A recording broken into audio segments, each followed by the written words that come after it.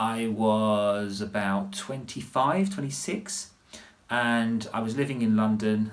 I had a job I wasn't enjoying. I was working with drug addicts, and it was quite depressing. There was a lot going on, and you had all this energy you were dealing with. And then I was living in an accommodation where my landlady, she had a boyfriend who was really horrible, and I had all this bullying going on, and it was very suppressive.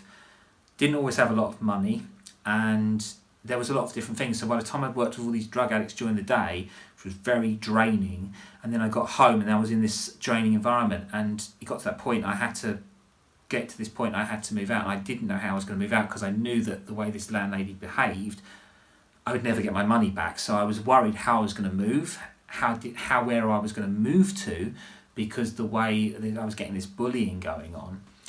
And I remember quite clearly, just one day I thought I couldn't deal with it anymore. I just had this stress and pressure. And I remember driving my car.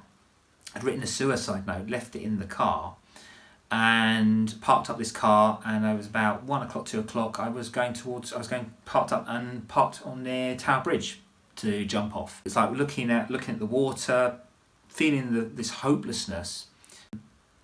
And again, phone call got from my auntie and then my mum, and they phoned me and they said, "Are you all right?" And then they spoke to me, and then my auntie said, "Look, I can help you out if you want to move." My mum did, and they got together, and then actually that's what I did. I moved out from my experience, and that really helped to move my stuff. I moved out from there, and then I moved to this new place, and I didn't tell my landlady where I was moving to because I didn't want them to find me. So yeah, it was quite a scary time, and as you're 24, 25, you don't have most of your friends. Most of my friends who lived in London had left because they all went home and couldn't deal with it. And I think after that second time, I thought, you know what, nobody's ever going to get me to that point. And I realised that I should need to talk to people, help people as much as possible. If someone needs to talk to me, the same thing. And I also believe that with that, you also have to know that there's a certain point you get to, and you think, well, if you're getting to that point, you need to speak to someone.